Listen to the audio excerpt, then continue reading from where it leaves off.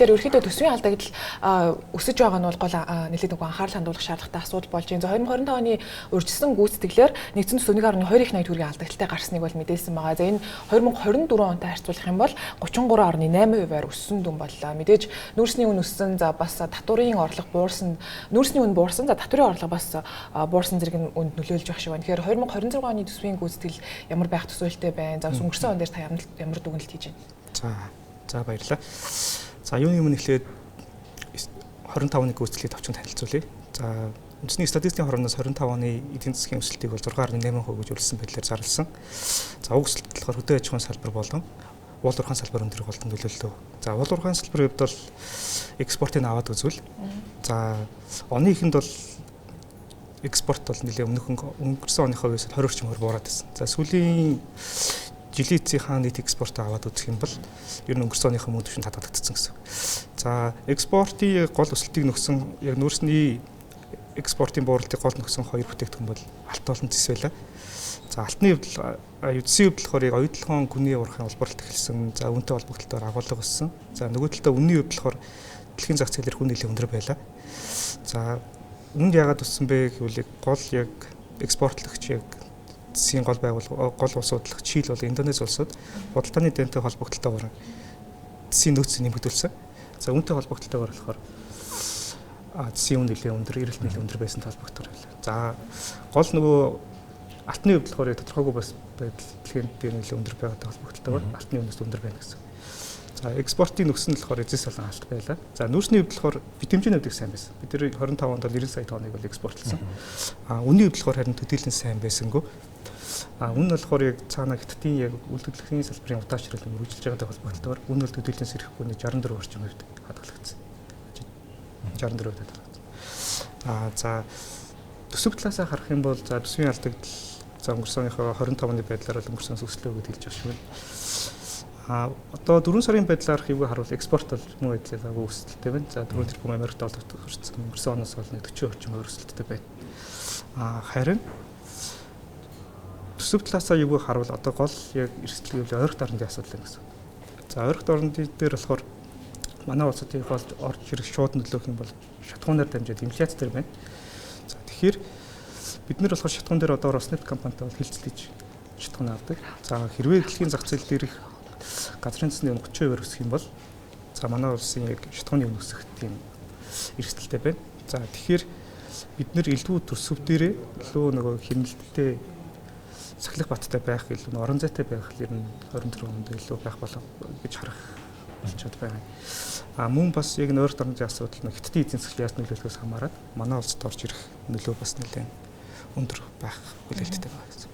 Тэгэхээр төсвийн баттай байдлаар ясна. Энэ 20 жилээр одоо татврын багцуулыг одоо батлагдах юм бол эх оноос төсвийн одоо нийт нөлөөлөл нь 4 их төгрөг хэмжигдэж байгаа шүү дээ. Тэгэхээр ер нь цаашдын төсвийн нөлөөлөл төр үнээс гадна одоо өөр юун дээр илүү анхаарч одоо болгох шаардлагатай гэж байна.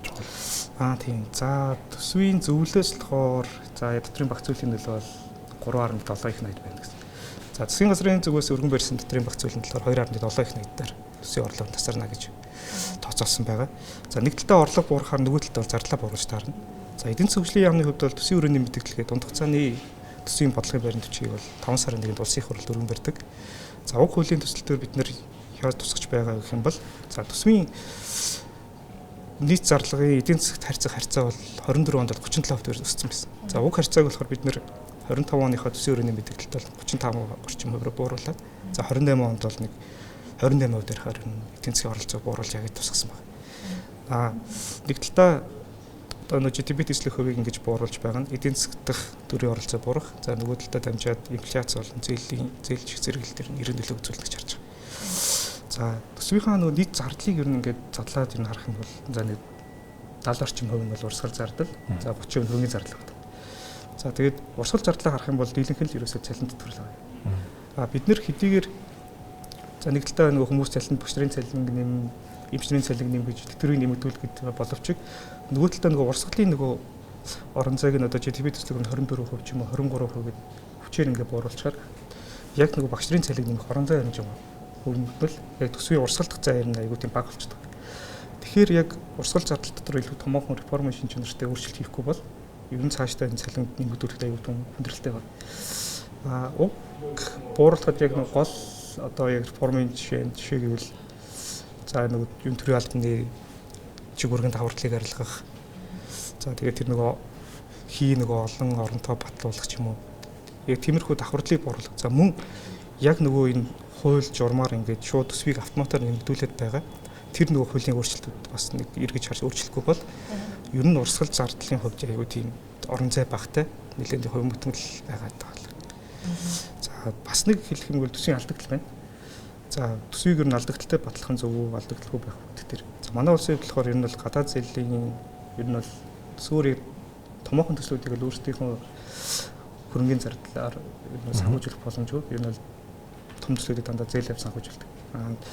Тэгэхээр одоо яг хуулийн хязгаар нь болохоор яг дотоодын бүтээгдэхүүн 2 бүтээгдэхүүн хэмжээнд бид нар алдагдал хуулийн зөвшөөрөх боломжтой хязгаар нь. Тэгэхээр яг тэр хязгаартаа бид нар илүү нөгөө тухайн төсөл маань ирүүлээд өөрөө зээлээ нөгөө санхүүжүүлэх боломжтой. Тиймэрхүү эдийн засгийн ач холбогдолтой төслүүдийг илүү ер нь алдагдлаар гадаад яг тийм төслүүдийн зээлийн ашиглалтыг нэмэгдүүлэх замаар л зөвхөн алдагддаг хуулийн зөвшөөрөл. Бусдаар урсгал зардал нь тэр санхүүжүүлэх байдлаар алдагдал юусоо ажиллахгүй. Тийм бодлого өндөр ажиллаж байгаа. Худалдааны статистик дээр нэмээд асуумаар байна л дээ. Өнгөрсөн онд бол мэдээж нүүрсний үнийн уналтыг зэсийн экспорт за бусад товаруудын үнийн өсөлтөөр нөхсөн байгаа. Тэгэхээр ерөнхийдөө Монгол улсын экспортын бас орлогыг төрөлжүүлэх боломжийг та ямар байдлаар харж байгаа бол за дээрээс нь ерөнхийдөө экспортын гол зах зээл болох хятад улсын цаашдын импортын хүлээлт ер нь төсөөлөл ямар байгаа вэ? За экспортоо ингэж задлаад үзэх юм бол манайд ерөөсө 5 тэрбумаас дээш экспортын 2 хөл бүтээгдэхүүн. За нэг нь болохоор нүүрс нэгэн цэсэл байна. Тэгэхээр манай улсын ялжгүй зайлшгүй 3 дахь 5 тэрбум давсан тийм экспортын бүтээгдэхүүн хэрэгтэй болчихсон. За нүүрсний хувьд ингээд Хятадын 5 жилийн төлөвийг харахаар 28 он хүртэл нүүрсний эрэлт өндөр байна. За 30 оноос бол энэ алдуур нүүрсний эрэлт буурна. Тэгэхээр бид нөгөө нүүрсэн дээр найцсан яг экспортын одоо нөгөө өсөлтүүд хүлээх дунд хугацаанд л хэцүү эрсдэлтэй болчихж байгаа. Тэгэхээр манай улсын хувьд болохоор яг дараагийн яг том бүтээгдэхүүн гэх юм бол яг газрын ховор бол уран байна. Бид нар бол ариун нөөцтэй. За тэгэхээр газрын тосны газрын ховор бүтээгдэхүүний үн бол дэлхийн зах зээл дээр нэлээд өндөр өсөлттэй.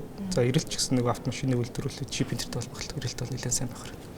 Тэгэхээр илүү яг эдгээр бүтээгдэхүүнүүдийг бодлохоор дэмжиж олборлолт экспортын нэмэгдүүлэлт анхаарал ер нь бол дараагийн яг экспорт төрөлжүүлэх гол бүтээгдэхүүн эдгээр байхаар байна гэж харж байгаа. Одоогийн байдлаар ер нь бол эдийн засгийн хөгжлөөс юунд дээр тулж ажиллаж байгаа 2026 оны үед.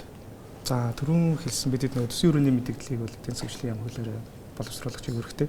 За бид нар 4 сарын 15-нд засгийн газар руу нэмээд засгийн газарт хөрвүүлээд за 5 сарын 1-нд их хурл дөрвөн барьдаг.